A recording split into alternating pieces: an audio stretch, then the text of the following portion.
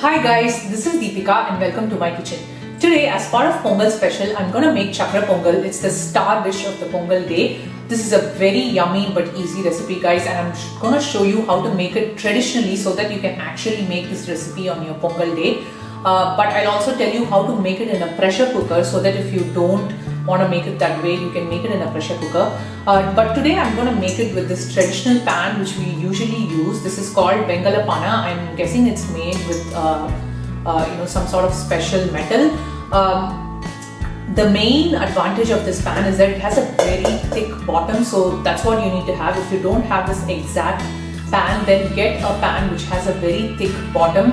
And then if not, you can also make it in a pressure cooker. So in a pressure cooker, basically instead of cooking the dal and the rice in this particular pan with water and milk, you just pressure cook everything in the pressure cooker and then you mix the rest of the ingredients. That's the only difference when you're making between this and the pressure cooker. But I suggest making in a pan, if especially on your Pongal day, because it just makes it more special. This recipe is my mother-in-law's recipe. She makes like the most yummiest Sakkarai Pongal. That's why I wanted to share it. I learned it in detail from her. So let's go over the ingredients so that we can get started. So first, to make the base of the Pongal, I have some basic ingredients here. So this is Jaggery, and then I have some plain rice. I have some Moong dal.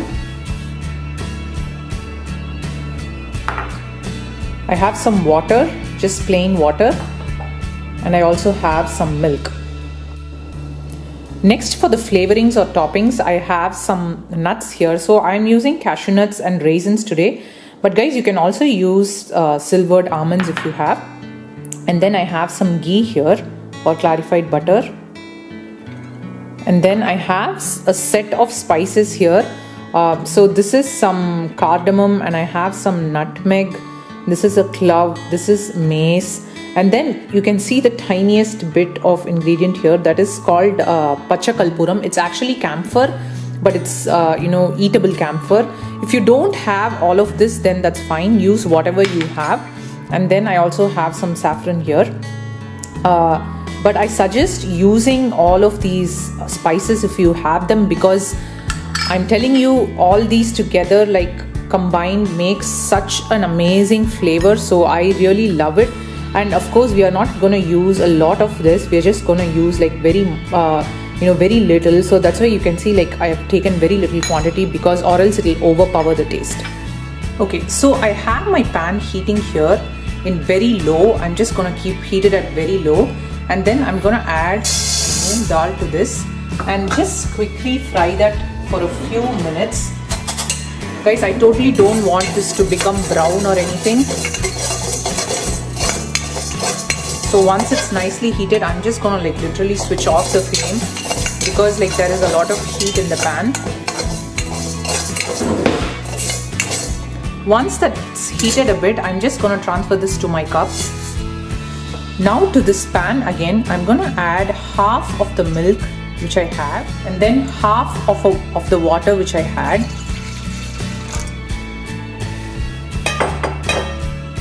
Switch on the heat and let it come to a boil. As you can see now, the milk is boiling.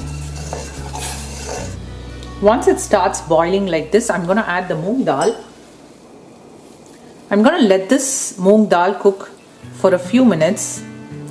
It's been about 5 minutes now. As you can see, the water has reduced a bit and my dal has also started cooking. I'm going to add the rest of my milk,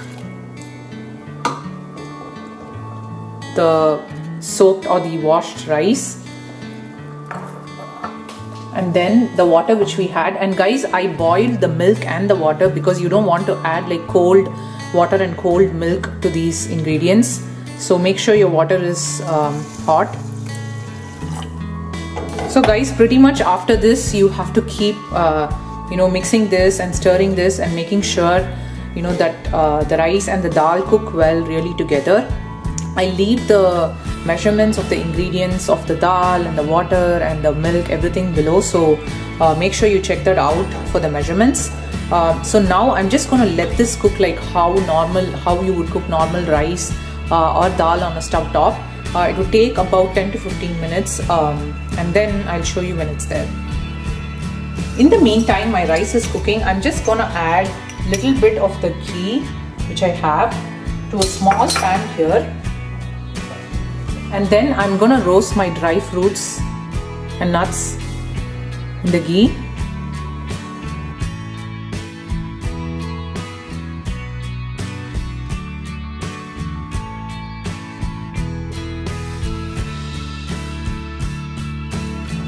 In the meantime, again, when my rice is cooking, I'm just going to use the same small pan which I used to roast my nuts.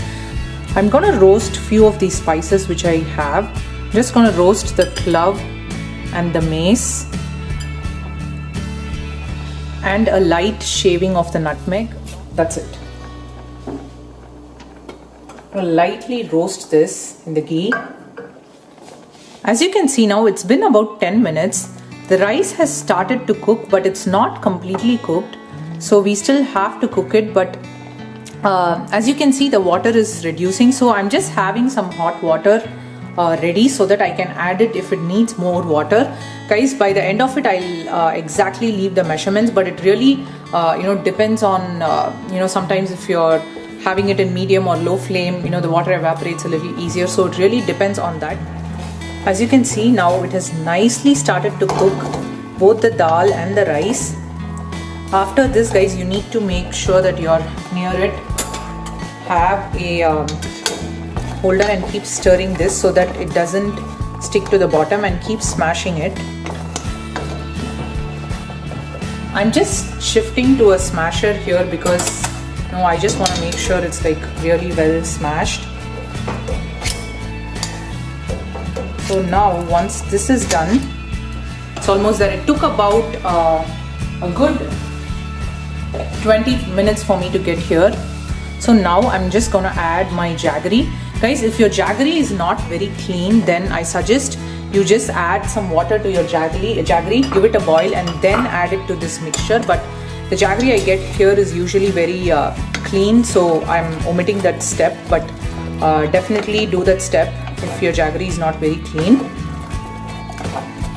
Once you add the jaggery, it will start to give out some water and it will loosen again. That's fine, but we need to cook this for a bit now with the jaggery. At this stage, I'm gonna add the rest of my ghee.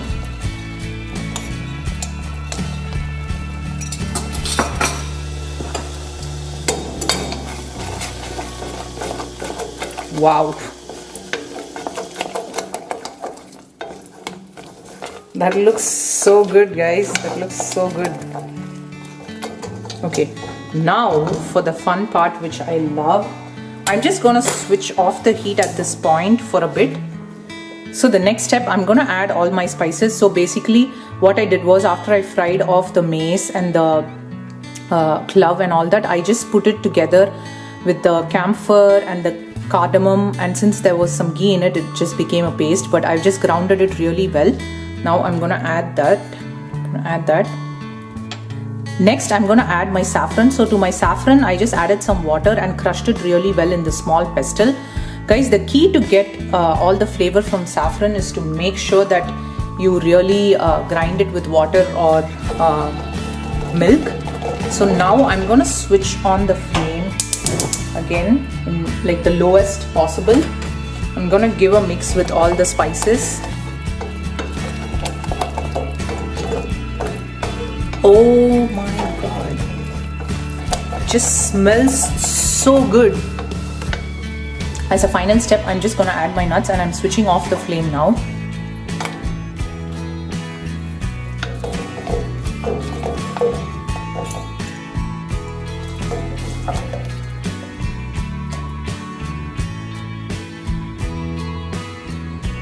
The Sakkarai Pongal is ready. I can't just wait to dig into this.